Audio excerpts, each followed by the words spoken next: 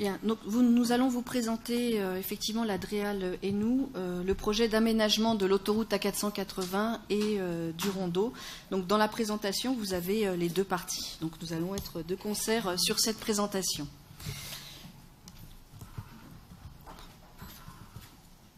Alors, tout d'abord, l'autoroute A480. Donc on la voit représentée sur cette carte, vous la connaissez bien, maintenant nous aussi. C'est une autoroute urbaine qui présente la particularité d'avoir 6 échangeurs sur un linéaire de 7 km. On est bien là en présence d'une autoroute urbaine, on n'est pas par exemple sur l'autoroute A7 au niveau de Valence, où il y a simplement une sortie Valence Nord et une sortie Valence Sud.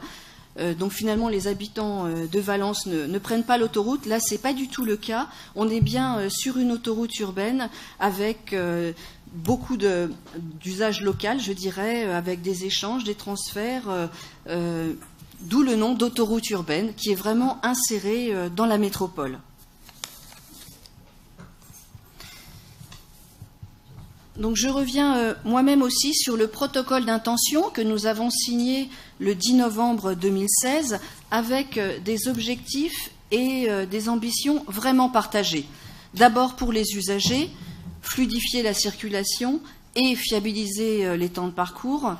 Bon, je pense que le fait que l'autoroute A480 soit en bouchon quasiment permanent de jour n'est une surprise pour personne. Donc il est évident qu'il est nécessaire de fluidifier cet axe. Mais aussi pour les riverains, à savoir réduire l'impact de l'infrastructure sur le cadre de vie et l'environnement.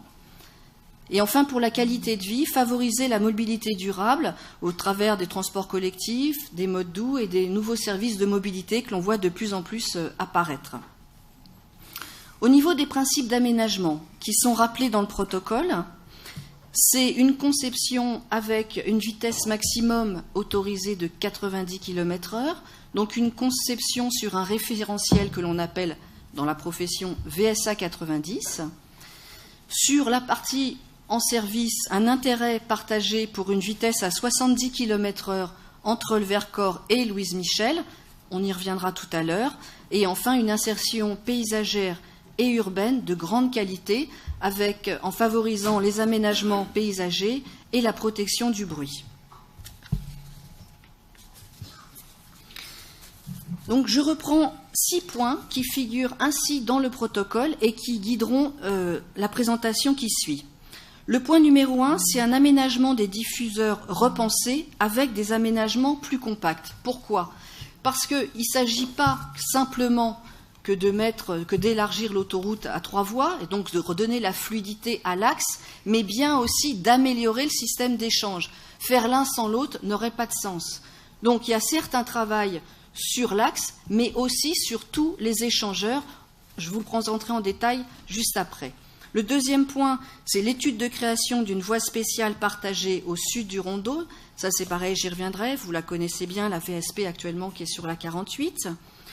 Le troisième point, c'est la conservation des portes actuelles à 2 voies, qu'on nomme aussi les verrous. Le quatrième point, c'est l'aménagement de l'autoroute à 2 fois 3 voies, en facilitant les échanges par une voie dédiée. Enfin, le 5e point, c'est le respect de l'emprise du domaine autoroutier, et ça, c'est pas négligeable, vous le verrez aussi par la suite. Et enfin, 6e point, c'est des adaptations et des dérogations au référentiel VSA 90. Donc là, vous revoyez la carte de situation avec les aménagements que je vais balayer en fait de gauche à droite. Alors, tout d'abord, le verrou, ou la porte actuelle. Donc le verrou nord, dit nord, c'est le maintien des 2 voies jusqu'à l'ouverture à 3 voies après le pont de la Zédite Saint-Égrève. Donc ce verrou, aujourd'hui, il existe sur 900 mètres jusqu'à ce pont. Le verrou, il figure dans le contrat qu'a signé AREA. Le verrou, il est dans la décision ministérielle que nous avons obtenue. Le verrou, il est dans le protocole d'intention, je viens de le rappeler tout à l'heure. Et enfin, le verrou, il sera certainement dans la déclaration d'utilité publique. Donc ça fait 4 endroits où figure ce verrou. Donc, faire sauter le verrou, comme je l'ai entendu dire, signifierait beaucoup de choses, et en tout cas, beaucoup de choses contraignantes. Il faudrait refaire entièrement l'échangeur, il faudrait refaire une décision ministérielle, certainement une nouvelle déclaration d'utilité publique. Donc, on n'est pas du tout dans ce cas. Et en plus, je rappelle qu'aujourd'hui, la 480, elle est exploitée par AREA, c'est AREA qui l'exploite au quotidien, et il n'est pas du tout dans notre intention de ramener du trafic supplémentaire. Je pense que l'idée, c'est bien de fluidifier l'axe et le système d'échange. Donc le verrou, il est là, et il sera là encore pour très longtemps. En tout cas, je m'y engage. Là, vous avez une vue, donc une vue d'avion sur le verrou, sur le début de cette mise à 2 fois 3 voies.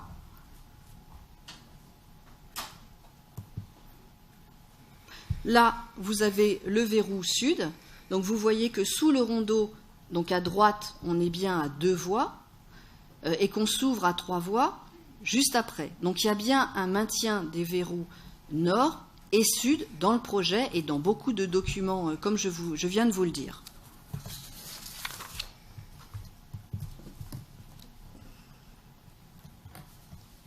Oui, si on peut s'arrêter juste 2 minutes sur le guide de conception et les échanges que nous avons eus dans un cadre partenarial, d'abord avec les services de l'État, mais avec les signataires du protocole également. Donc, comme l'a dit Ghislaine Baillemont tout à l'heure, le guide de conception, c'est le guide des voiries structurantes en agglomération à 90 km/h, qui est le guide minimal qu'on utilise pour les autoroutes de ce type-là. Et par rapport à ce guide minimal, donc on a quand même obtenu des dérogations. Donc une quarantaine de dérogations ont été négociées avec les services de l'État. Ce qui est important de noter, c'est que pourquoi ces dérogations? C'est parce qu'on avait des contraintes qui étaient dans le protocole, et notamment le respect des emprises autoroutières, qui a guidé notre conception et qui, par exemple, sur la largeur des voies, donc sur le profil en travers, on est allé sur des caractéristiques très minimales, puisque seule la voie, ce qu'on appelle la voie lente, c'est-à-dire la voie de droite, est restée à une largeur normale à 3,50 m, mais que la voie médiane et la voie rapide ont été réduites respectivement à 3,25 m et 3 m. C'est également le cas sur les bandes d'arrêt d'urgence, où en fait on n'a pas créé de bandes d'arrêt d'urgence supplémentaires par rapport à ce qui existait déjà.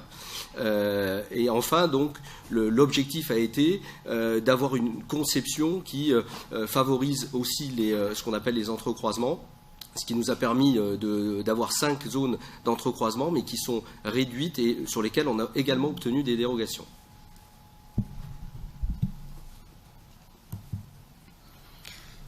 Donc ensuite, je continue à descendre sur la carte de la situation. Donc là, on arrive au Martyr. Donc au niveau de cette sortie, donc il y a un nouvel aménagement qui permet de pouvoir, depuis l'autoroute, depuis Lyon, d'accéder sur le nord de la presqu'île. Donc ça, c'est quelque part une nouvelle possibilité d'entrée. Et ce que vous voyez aussi sur la carte, et qui fait bien partie du protocole d'intention, c'est de favoriser les modes doux. Donc aujourd'hui, on ne peut pas traverser les 2 rives de l'Isère. Donc là, l'idée, c'est de créer une passerelle réservée aux modes doux, donc aux vélos et aux piétons. Donc là, vous en avez un aperçu. Bon, c'est un dessin, tout est ouvert sur l'aménagement de cette passerelle. Aujourd'hui, elle a ce mouvement, elle peut en avoir un autre demain. Voilà, la concertation est totalement possible sur cette passerelle qui permettra de relier les 2 rives de l'Isère. Toujours en continuant, là, on arrive sur une nouvelle entrée sur l'autoroute depuis la presqu'île. Entrée dite Horowitz, tout simplement parce qu'elle emprunte le boulevard Horowitz. Donc c'est une sortie supplémentaire de la presqu'île, provenant de la presqu'île, vers Lyon sur la 480.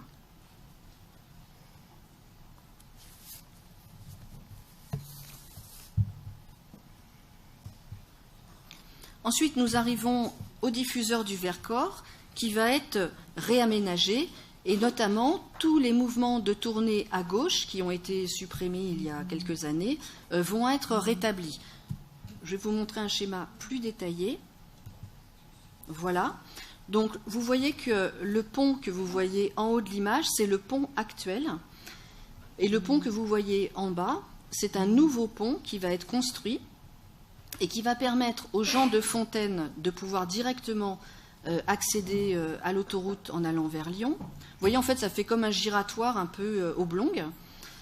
Ça permet aussi aux gens qui viennent du nord de la 480 de pouvoir aller vers Grenoble sans faire le détour par Fontaine, puisqu'aujourd'hui, quand on sort là, eh bien, on traverse le Drac, on longe Fontaine, on retraverse le Drac, et après, on va vers Grenoble. Donc ça, c'est un aménagement très conséquent, qui est bien dans l'esprit de ce que je vous disais tout à l'heure, c'est qu'il ne s'agit pas que de redonner de la fluidité à l'axe, mais bien aussi d'améliorer le système d'échange. Donc toujours pour continuer dans les intentions du protocole, là l'idée est de créer une promenade le long du Drac. C'est vrai qu'on a une région qui est très, très belle, ce Drac est aussi joli et c'est vrai qu'il n'est pas vraiment mis en perspective. Donc là il est mis en perspective grâce à une promenade que là il est possible de réaliser, donc une promenade piétonne que l'on voit là.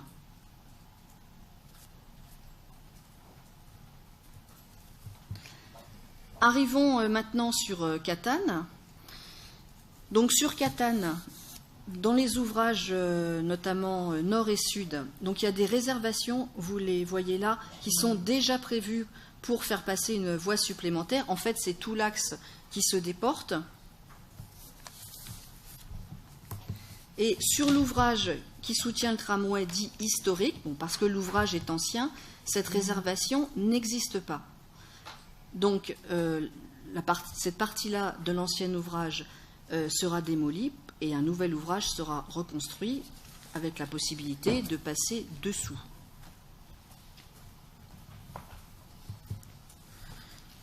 Donc, ce qui fait une vue en haut à droite actuelle et une vue future que vous voyez avec bien sûr des protections acoustiques. Je vais en reparler juste après. Alors, ce déplacement de l'axe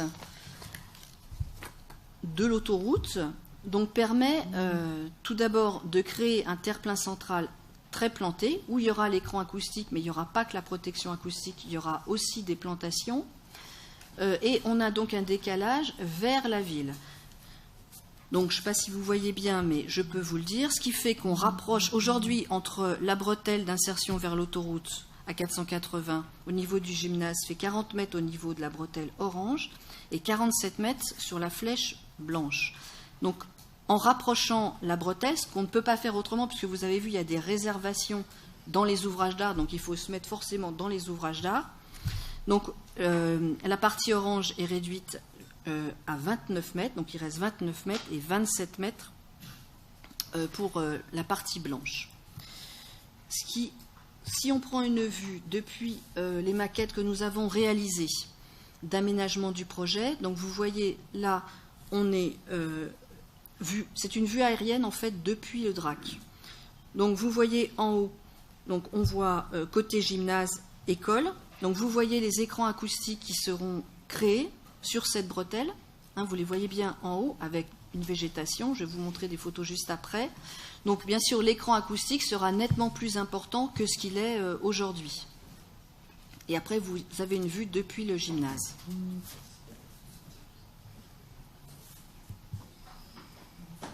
Donc voilà le parc aujourd'hui. Donc nous proposons d'installer bien sûr des plantations complémentaires, vous allez voir juste en dessous, juste les photos après, mais aussi des aménagements ludiques, sachant que là aussi tout est ouvert. Donc il y a une concertation à lancer avec la ville de Grenoble et on a largement le temps de le faire, on a une bonne année devant nous. Donc vous voyez ça, c'est les photos actuelles en haut et à droite. Donc là, on peut compléter en végétalisation. On peut aussi mettre des équipements ludiques ou des équipements sportifs, puisque les talus, l'idée est de limiter vraiment l'emprise à son minimum. Donc la bretelle derrière, l'idée c'est de construire un talus vertical et après d'aménager derrière. Donc là, on a mis un mur d'escalade. Je veux dire, tout est ouvert.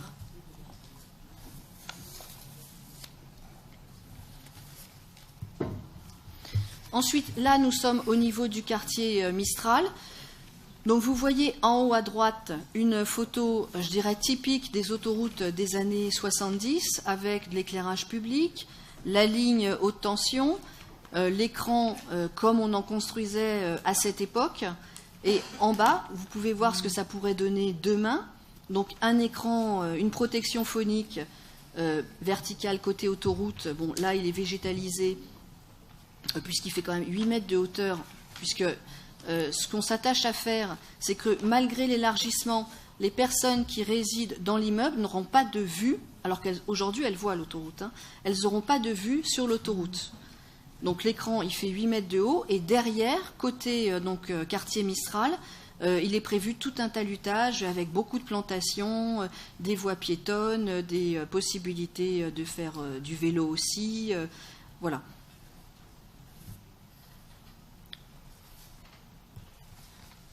Ensuite, ici, on est sur le Louise Michel d'Ille-et-Diguières. Donc c'est pareil, une vue en haut à droite. Bon, il est clair que quand on passe aujourd'hui en cycle sur cette voie, on ne se sent largement pas en sécurité, d'autant que juste après, une fois qu'on a traversé, c'est assez planté, donc puis c'est pas éclairé. Donc là, l'idée, c'est bien de réaménager et de sécuriser la piste cyclable. La vue que vous avez, c'est une possibilité, il y en a d'autres, voilà. Tout ça est ouvert à la concertation. Ce qui est sûr, c'est que là, on voit qu'on a descendu l'écran pour justement redonner un peu pour se sentir mieux en sécurité quand on passe sous cet ouvrage. Et il y a des aménagements à faire, bien sûr, en entrée-sortie du pont. Nous arrivons maintenant au rondeau, donc je laisse la parole à Tiffaine Le Priol. Bonjour à tous. Est-ce que ça marche là? Allez-y, c'est ça. Voilà, c'est bon. Bonjour, donc Tiffaine Le Priol de la DREAL Auvergne-Rhône-Alpes, donc qui est maître d'ouvrage de l'échangeur du rondeau. Donc le principe de l'échangeur, déjà en préambule, l'échangeur du rondeau est bien un des systèmes d'échange de la 480 et un des systèmes à l'origine effectivement de la congestion sur la 480. Donc l'objectif pour résorber les dysfonctionnements que l'on observe au niveau du rondeau, et de décroiser les flux de contournement, donc les flux entre la 480 et la RN 87, des flux locaux liés à la circulation avec le cours de la Libération côté Grenoble et la RD6 côté Cessin. Donc pour séparer ces flux conformément à ce qui a été pris comme engagement dans le cadre du protocole d'intention, l'objectif est de réaliser une tranchée couverte, comme vous pouvez le voir sur l'illustration, en haut de l'illustration, et en surface de cette tranchée couverte, de rétablir les transits, les flux locaux, sous forme d'une grande place carrée, d'un grand giratoire, sur lequel je reviendrai dans ma présentation. Donc, en complément de la réalisation de cette tranchée couverte, va être mise à deux voies la bretelle A480 nord avec la RN 87, donc on voit sur l'illustration en bas. Et en conséquence, en conséquence de cette mise à deux voies de la bretelle autoroutière, sera rétablie la piste cyclable qui actuellement emprunte cette bretelle. Donc cette piste cyclable sera rétablie en voie dédiée. Donc 3 parties d'aménagement ont été proposées. Donc comme vous le voyez, un parti d'aménagement bleu au nord, jaune en lien à peu près équivalent à celui qui existe aujourd'hui, et orange sur l'illustration. On a bien noté la préférence des collectivités pour la variante dite nord, donc la variante bleue sur l'illustration. C'est pourquoi donc, les études détaillées effectivement se dirigent vers un rétablissement par la passerelle nord. Donc vous avez ici une illustration de ce que pourrait être cette passerelle cyclable au-dessus de la 480, donc en lien avec la passerelle existante. Et une illustration également de ce que pourrait être l'aménagement de la tranchée couverte au niveau du rondeau, donc que vous apercevez au centre de l'image, et qui aura donc pour objectif de recréer un maillage fin pour tous les modes entre Grenoble et Échirolles. Donc effectivement, on y retrouve ici, sur cette proposition d'aménagement, les voiries locales qui sont situées en surface de la dalle, ont été mutualisées, donc les voiries communales de Grenoble et d'Échirolles avec la voirie RD6 qui vient de Cessin et qui est connectée au cours de la Libération. Donc ces voiries ont été mutualisées de manière à libérer un espace valorisable en espace public qu'on peut apercevoir et à créer des connexions piétons-cycles confortables entre Grenoble et Échirolles.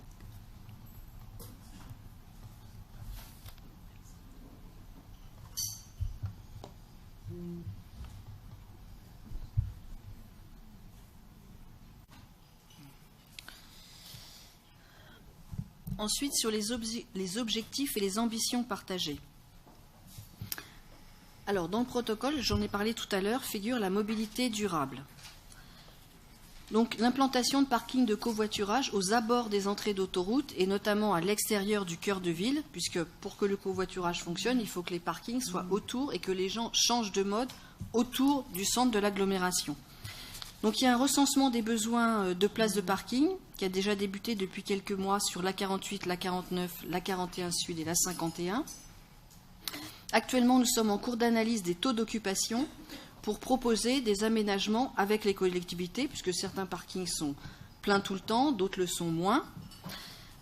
Et on a aussi un groupe de travail avec tous les acteurs, collectivités, entreprises, SCA, sur ce sujet.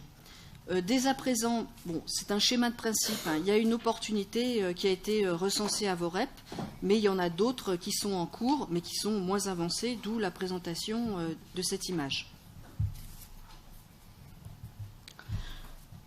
Une autre étude en cours est pour la création d'une voie réservée transport en commun qui figure dans le protocole d'intention en entrée de l'agglomération à l'est sur A41 et au sud du Rondeau. En fait, cette étude a vraiment démarré, je dirais, depuis 2 mois, puisque de nombreuses agglomérations en France sont intéressées par ce type de voie. Et Grenoble était une première, hein, je le rappelle quand même, en France. À l'époque, elle s'appelait voie spécialisée partagée. Maintenant, on les appelle voies réservées transport en commun. Ça n'en change pas l'usage. Et notamment, on était collectivement, toutes les agglomérations, très en attente du nouveau guide qui simplifie quand même la conception et les règles d'usage. Donc ça y est, le guide il est sorti en mai par le CEREMA. Donc maintenant, on va vraiment pouvoir passer aux études détaillées concernant l'implantation de cette voie. Ensuite, pour répondre à la demande forte d'une voie réservée, mais cette fois-ci covoiturage. Donc aujourd'hui, il n'y a pas de réglementation sur ces voies. Il n'y en a même pas aujourd'hui en expérimental en France. Il y a juste à Bordeaux, ils expérimentent du covoiturage, mais dans une voie bus en ville. Donc on n'est pas du tout dans le même contexte. Donc on a commencé à discuter avec le CEREMA, qui est le porteur technique de ce type de sujet, donc pour réserver une voie de circulation pour les covoitureurs, véhicules à faible émission, taxi-bus, puisqu'en fait c'est une voie qui cumule cet ensemble, sur l'A48 entre Vorep et Saint-Égrève, qui est à 3 voies actuellement. Il faut quand même savoir que ce type de voie, en tout cas aujourd'hui, comme elle est vue à titre expérimental, doit au moins faire un linéaire de 5 km, puisque, je rappelle, l'idée, c'est qu'une fois que les gens sont sur cette voie, ils vont sur une certaine distance, et en tout cas, ils ne changent pas de voie à chaque moment. Donc, on a pour objectif, on a commencé à discuter avec le CEREMA, on est en train de consulter pour un bureau d'études, puisque ce sont quand même des études très poussées, qui déterminent qui est susceptible de covoiturer, parce qu'il faut quand même que ça s'intègre dans le flot de circulation. Et puis il y a le sujet de la fraude, bien évidemment. Il ne s'agit pas que cette voie, si elle est réservée aux covoitureurs, elle soit utilisée par tout le monde, parce que sinon ça ne marchera pas. Donc il y a des réflexions en cours sur la vidéo-verbalisation, je ne vais pas vous faire tout le détail, peu importe. Sachez qu'on travaille bien sur le sujet, avec un objectif de dépôt du dossier d'expérimentation prévu fin 2017. C'est la DSCR qui instruit ce type de dossier et on aimerait bien un accord pour avril 2018. Voilà. Il y a aussi un autre travail en cours avec la DIT qu'on a commencé depuis quelques mois aussi. La prochaine réunion est en septembre pour autoriser à titre expérimental des arrêts, déposes et reprises de personnes sur des bretelles autoroutières Pourquoi à titre expérimental? Parce qu'aujourd'hui, ce n'est pas autorisé sur autoroute concédée. Donc il faudra qu'on passe par une étude, par une autorisation expérimentale. Et la photo, c'est un petit peu un scoop, puisqu'elle vient des États-Unis, mais on s'oriente sur la matérialisation des voies de covoiturage de cette façon-là, avec le losange, qui ne sera pas sur fond noir, mais sur fond bleu. Voilà, donc vous avez récapitulé sur cette carte nos projets. Donc en vert, ce sont les zones d'études pour des voies réservées transport collectif, et en rouge, c'est pour voies réservées covoiturage. Donc plutôt voie de gauche. On expérimente aussi actuellement du covoiturage dynamique sur l'entrée de Lyon, l'entrée est de Lyon. Donc on a démarré en novembre 2016. En fait, c'est une ligne de transport virtuelle pour covoitureurs. Donc, bon, c'est le principe d'une application. Vous avez un véhicule, vous allez travailler à Lyon tous les matins, vous dites voilà, j'ai 2 places. Quelqu'un d'autre s'abonne sur votre ligne. Le matin, vous êtes prêt à partir. Un quart d'heure avant, vous envoyez un push disant ben voilà, je passerai à 7h30 à Bourgoin-Jallieu. J'ai 2 places. S'il y a des gens qui sont intéressés, vous dites OK, et la personne prend les 2 personnes à Bourgoin-Jallieu et les emmène jusqu'à Lyon. Donc, ce serait possible d'expérimenter ce covoiturage dynamique sur Grenoble, en fonction aussi des résultats de l'étude de parking de covoiturage, parce que l'idée c'est quand même bien d'arrêter les gens le plus possible en amont et ensuite donc de remplir les voitures, si je puis dire. Ensuite, sur la vitesse à 70 km/h. Donc, je l'ai rappelé tout à l'heure, le protocole dit une réduction de la vitesse envisagée à 70 km/h entre les échangeurs Vercors et Louise Michel. Donc aujourd'hui, il y a la circulaire du 24 novembre 2015 qui réglemente les diminutions de vitesse sur autoroute pour des usages destinés à améliorer la qualité de l'air. Bon, cette circulaire dite circulaire royale. Elle prévoit la réalisation préalable à cette décision d'une étude environnementale et d'une étude de trafic circonstanciée. C'est dit comme ça dans la circulaire, sous l'égide de l'autorité de police de la circulation, à savoir donc le préfet. Donc le préfet a bien prévu de faire réaliser l'étude. Et en ce qui concerne l'affichage de la vitesse, donc nous installerons des panneaux dynamiques de vitesse sur l'autoroute A480 qui permettront d'afficher la vitesse souhaitée. Donc ça peut être 90, 70, ça peut être, je ne sais pas, 90 la nuit, 70 la journée. Enfin voilà, toutes les vitesses, en tout cas, on pourra les afficher sur l'autoroute A480. Sachant que le 90 est le maximum, je le redis, sur cette autoroute. Ouais, dernière partie, donc l'environnement. On s'est placé dans une démarche très volontariste au niveau de la réduction des nuisances sonores. À l'heure actuelle, il y a à peu près 900 mètres d'écran acoustique sur la 480 dans cette zone. Si on n'avait pas adopté cette démarche volontariste, il n'y aurait pas d'écran supplémentaire. Or aujourd'hui, en adoptant cette démarche, on propose la réalisation de 6 km d'écran acoustique. Donc ça veut dire qu'il y aura plus de 5 km supplémentaires d'écran acoustique et phonique sur cette zone-là. Donc tout ça est bien sûr conçu pour une vitesse à 70 km/h. Voilà, à 90 km/h. Si la vitesse de conception avait été 70 km/h, on en aurait beaucoup moins puisque ça serait seulement 2400. Mais là, on est bien sur du 90 km/h et avec 6 km d'écrans phoniques qui seront réalisés. Alors ces écrans phoniques, on a souhaité à la fois avoir une insertion environnementale, une insertion urbaine également, mais que ça fasse partie aussi de sujets d'innovation technologique pour présenter des systèmes d'écran comme vous voyez sur la photo qui permettent des absorptions plus performantes. Le deuxième sujet d'importance, c'est le sujet de l'eau. Cette autoroute a été construite avec des réglementations de l'époque qui n'imposaient pas de collecter l'ensemble des eaux issues de la plateforme avant leur rejet dans le DRAC. Donc aujourd'hui, les eaux, de manière directe ou indirecte, se rejettent dans le DRAC sans traitement. Donc on va mettre en place un système de collecte étanche et des bassins de traitement qui permettront de remédier à cette situation. Troisième sujet, ça concerne la digue des Eaux Claires, qui est donc un ouvrage qui, quasiment sur l'ensemble du linéaire de l'aménagement de la 480 et sur l'autoroute ou en bord de l'autoroute. Juste un petit rappel de qui fait quoi. L'État est propriétaire de cette digue. Il y a un gestionnaire du domaine fluvial qui est également l'État, les services de la direction départementale des territoires. Le gestionnaire actuel de la digue sur cette partie-là, c'est la DIR Centre-Est, donc les services d'exploitation de l'État, et c'est ça qui nous sera transféré donc à l'été pour que nous devenions gestionnaires de cette digue. Il reste que les services de contrôle sont également les services de l'ADREAL, de l'État. Et dans le cadre de la nouvelle loi MAPTAM, la future compétence en tant qu'autorité compétente dès 2018, dès le 1er janvier 2018, ça sera la métropole et qui deviendra également gestionnaire au plus tard fin janvier 2024. Alors nous, qu'est-ce qu'on a décidé de réaliser dans le cadre de notre projet? Le dossier d'enquête publique, lui, il est là pour déclarer un projet d'utilité publique, mais ce n'est pas la seule procédure. On a une deuxième procédure qui est très importante, qui est l'autorisation environnementale.